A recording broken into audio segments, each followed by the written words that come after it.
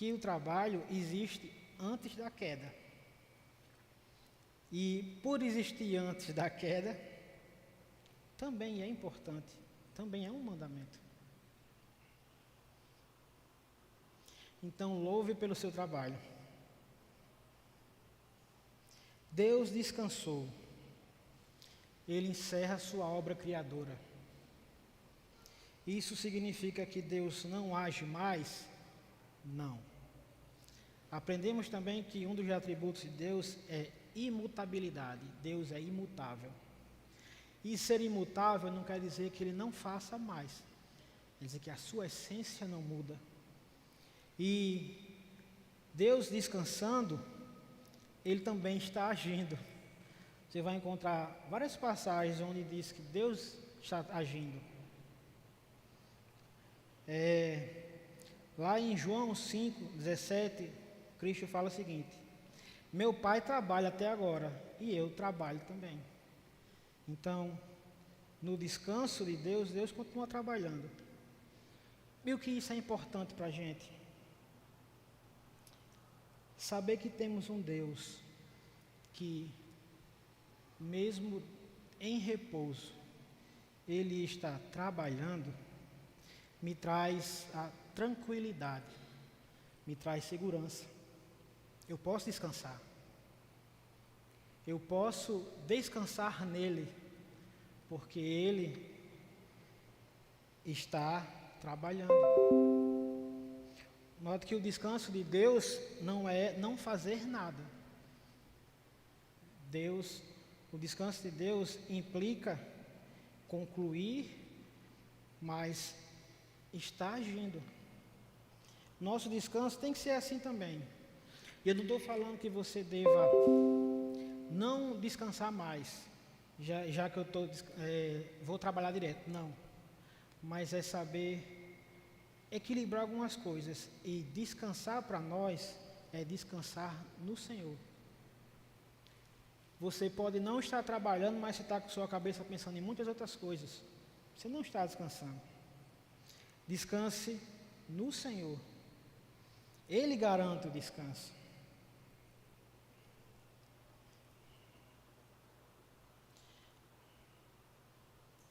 Deus não se cansa. Ele cessou a sua obra, mas continua trabalhando. Ele promete habitar no meio do seu povo.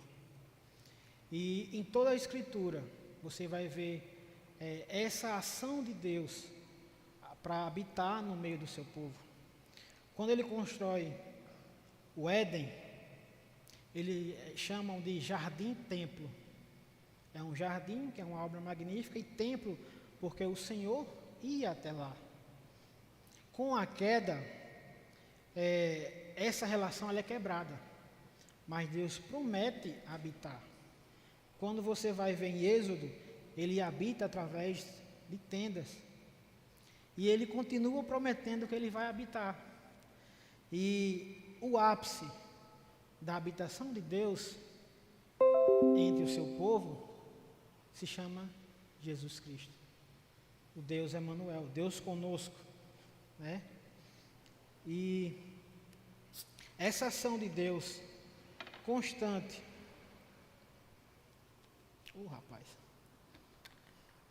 essa ação de Deus constante em estar no meio do seu povo, em habitar no meio do seu povo, é um padrão que Ele estabeleceu.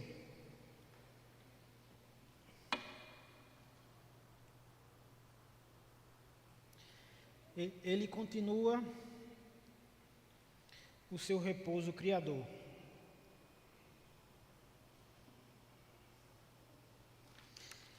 Esse repouso, Ele nos convida a fazer parte dele através de Jesus Cristo.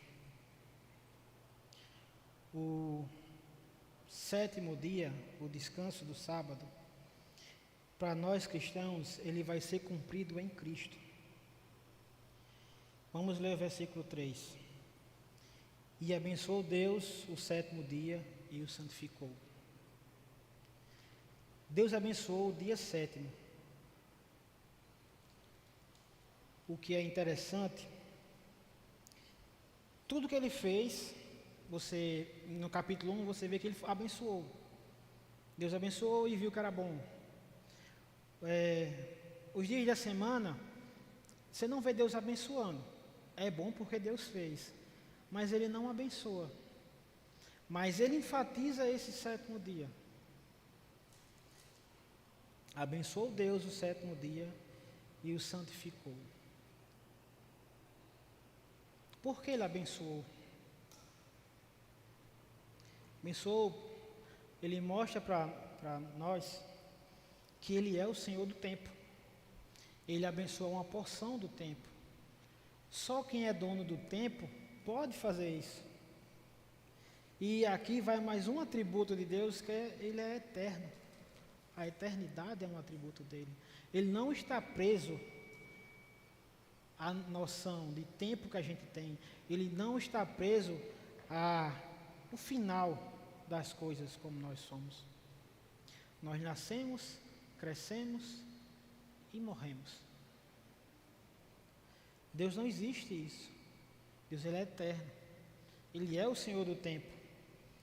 E por ser o Senhor do tempo, é que Ele abençoa, Ele decide. Isso me faz pensar em outro ponto. Deus é o Senhor do tempo. Então, por que nós agimos como se fôssemos senhores do nosso tempo? Porque nós agimos como se tivéssemos controle do tempo. Porque nós agimos como se tivéssemos a resposta para tudo que queremos através do nosso tempo. Alguns dizem que tem tempo de mais, outros acreditam que tem tempo de menos.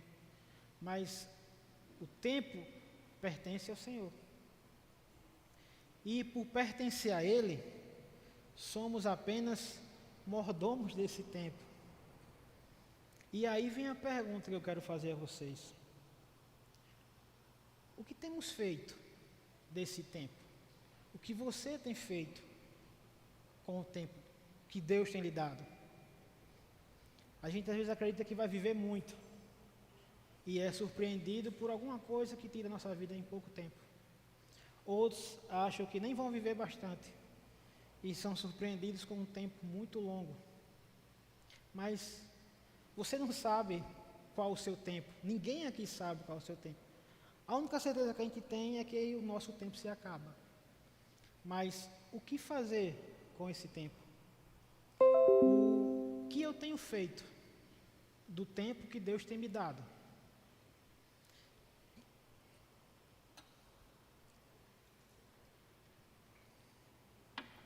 Refletir de como eu tenho aproveitado o meu tempo, se é para glorificar, se é para honrar o Senhor, ou o contrário, se eu estou jogando fora aquilo que é precioso, que é o tempo.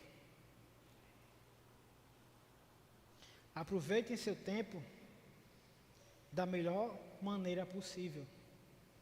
Eu já ouvi várias vezes isso. E o mundo ele vai dar várias fórmulas de o que é melhor, do que são aproveitar esse tempo. Mas nenhuma delas é eficaz, ou nenhuma delas traz tanto benefício ou satisfação como que a palavra nos ensina. Aproveitar seu tempo no Senhor é algo maravilhoso. E aproveitar seu tempo no Senhor implica ler a tua palavra, orar, manter comunhão com os irmãos, fazer parte de uma congregação. Não caiam nessa conversa que eu sou crente, mas eu não vou para a igreja. Então você não é. Não caiam nessa de que, eu congrego em casa. Você não congrega. Não caiam nessa de, eu frequento os cultos pelo YouTube. Não, você assiste. Você não está fazendo parte do que o Senhor diz. Aproveite o tempo da melhor forma. E a melhor forma é com o Senhor. é com o Senhor do tempo, é com aquele que abençoa, é com aquele que nomeia, é com aquele que cria, que cuida.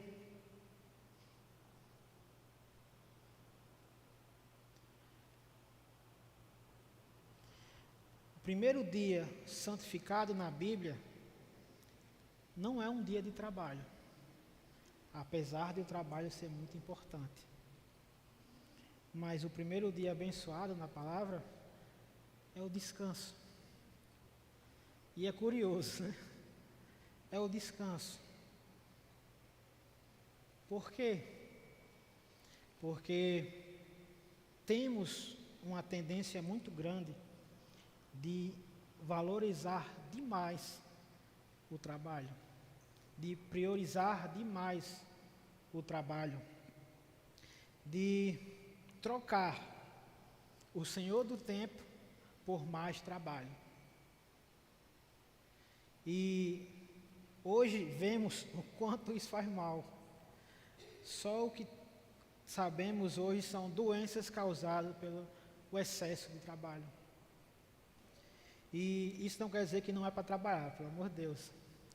Existe sempre um equilíbrio na vida.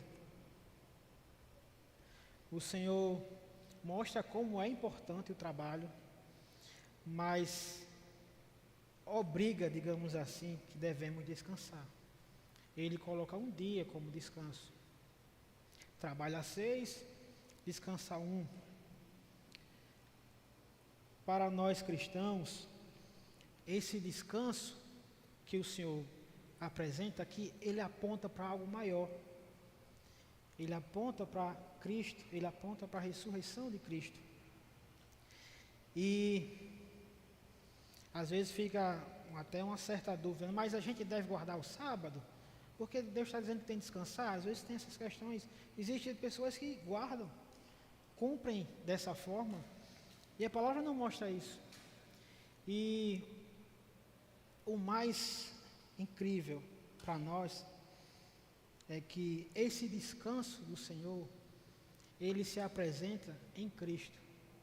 Ele se apresenta em uma pessoa. Cumprimos o mandamento do Senhor quando vivemos e cumprimos em Cristo. Cristo é esse descanso. Aí você pode dizer, mas por que não falou isso aqui no início? Lembre-se que justamente por isso, é o início. Não havia pecado ainda. Não tinha que falar, Deus vai preparando. Não se fala no Evangelho, mas Deus ele vai preparando seu povo. Os israelitas, eles tinham este sábado como algo muito severo. Você não poderia fazer nada. Nada, nada. E aquele que fizesse, poderia morrer, que era apedrejado até a morte. De tão sério que ele levava esse mandamento.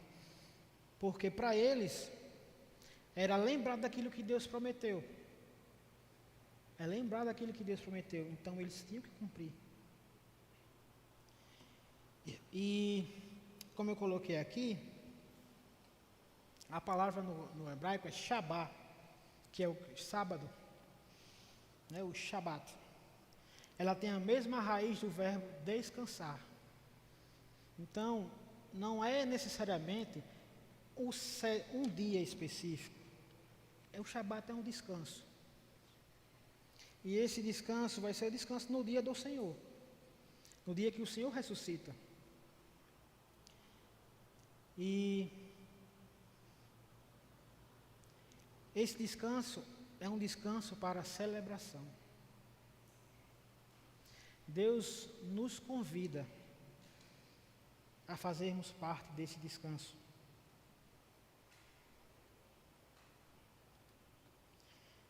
Em Hebreus 4:4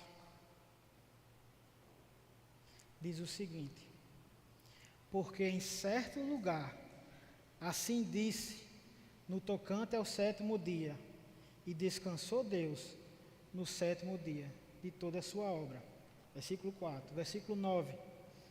Portanto, resta um repouso para o povo de Deus, porque aquele que entrou no descanso de Deus, também ele mesmo descansou. Irmãos, resta um repouso para nós. Resta um repouso para nós. E um repouso em Cristo. Deus nos chama para celebrar esse repouso. E você pode se perguntar, mas celebrar de quê? Celebrar por quê? Vivemos num mundo cheio de tristezas. Vivemos num mundo cheio de dores. Vivemos num mundo cheio de amargura. O que celebrar? O que devemos celebrar em meio a tanta miséria que a gente vê, em meio a tanta desgraça, em meio a tantas dores? São pessoas morrendo, pessoas sofrendo, pessoas descobrindo doenças terminais. São pessoas sendo mortas na rua simplesmente por ter alguma coisa. São pessoas sendo mortas por ter opiniões diferentes. Então, o que celebrar? Deus nos chama a celebrar um descanso onde nada disso haverá mais. Deus nos chama a celebrar um descanso onde todas as dores não existirão mais. Deus nos chama a um descanso onde celebra uma vida sem tristeza. E o melhor, Deus nos chama a descansar porque Ele está lá. Deus nos chama a descansar porque Cristo está lá. Deus nos chama a descansar porque o Teu Espírito Santo está lá. Deus nos chama a descansar nele, a repousar nele. Esse é o motivo de celebração. Esse é o motivo do nosso descanso. É saber que em meio a tudo que a gente passa, em meio a tudo que a gente vive, em meio a tudo que a gente suporta, existe uma certeza e um descanso no Senhor. Existe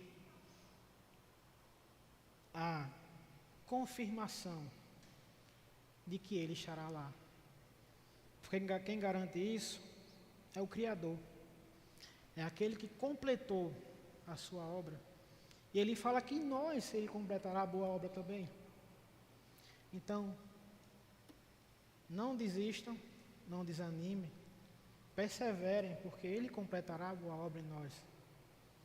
Se a sua vida não reflete e não mostra essa obra que Deus tem trabalhado, comecem a repensar que tipo de cristianismo vocês estão vivendo. Comecem a corrigir aquilo que você diz que é, sem ser. Porque a palavra diz que Ele completará a boa obra. E a obra é dele, por isso que é boa. Por isso que é boa obra, não é porque somos nós, não. Porque é Ele. É Ele que faz, Ele que opera, Ele que molda. Isso é motivo de alegria, de consolo. Você disse é motivo de alegria, mas você fica querendo chorar, porque nem toda alegria você ri. Tem coisas que as lágrimas falam mais, né? Então é sim motivo de conforto. Lembrando que Moisés estava falando isso para o povo que ia entrar na terra prometida. Eles iam guerrear, eles iam lutar para conquistar a terra prometida. E para nós é uma lembrança que nós também teremos nossa terra prometida.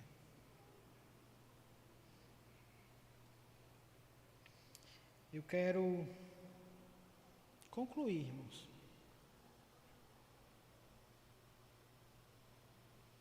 com algumas aplicações práticas.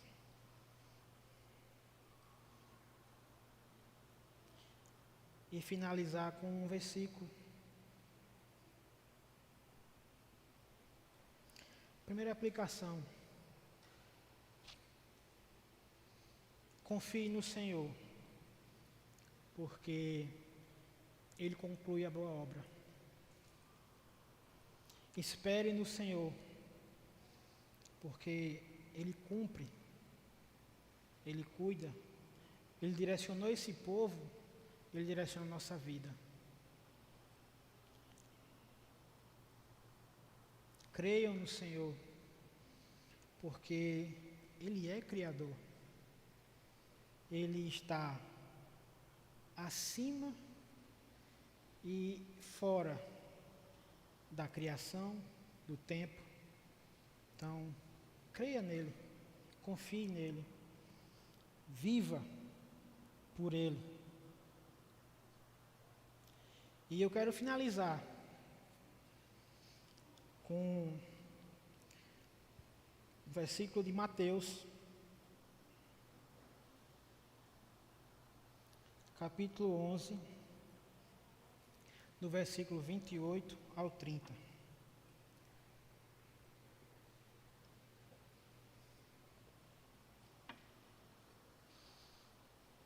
Que diz assim: Vinde a mim, todos os que estáis cansados e sobrecarregados, e eu vos aliviarei. Tomai sobre vós o meu jugo e aprendei de mim, porque sou manso e humilde de coração, e achareis descanso para a vossa alma,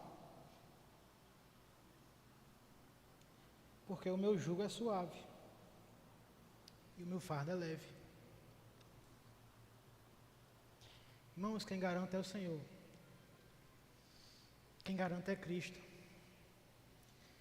Ele garante o descanso, Ele garante o repouso, e Ele diz que o fardo dele é leve. Você fica se perguntando, então alguma coisa está errada, porque o meu está pesado. É porque é o seu. Entrega a Ele. O fardo do Senhor é leve. As tristezas e dificuldades são momentâneas, como Paulo diz. Existe uma eternidade no Senhor. E isso é o que vale a pena, motivo de celebrar, de buscar e querer o seu descanso. Amém? Que os irmãos guardem essa palavra no coração e vivam o que ela diz. Vamos orar. Pai, em nome do Teu Filho amado, que te agradecemos. Te agradecemos porque Tu és misericordioso. Te agradecemos porque o Senhor nos ama. Te agradecemos porque o Senhor nos quer ao Teu lado. O Senhor nos dá o Teu descanso, o Senhor nos dá o Teu repouso. O Senhor nos dá tranquilidade em meio a dias difíceis. O Senhor nos dá a paz em meio a tantas guerras. Te agradecemos, Pai. Te pedimos que permaneça em nós, habite em nós. Que possamos viver a Tua palavra a tempo e a fora de tempo. Que possamos pregá-la, testemunhá-la. Pai, pois é uma verdade maravilhosa, que não deve ficar aqui, tem que ser propagada. Nos dá coragem, nos dá força e ânimo para propagar a Tua mensagem. Se nós te pedimos Em nome do teu Filho amado Jesus, Pai. Amém.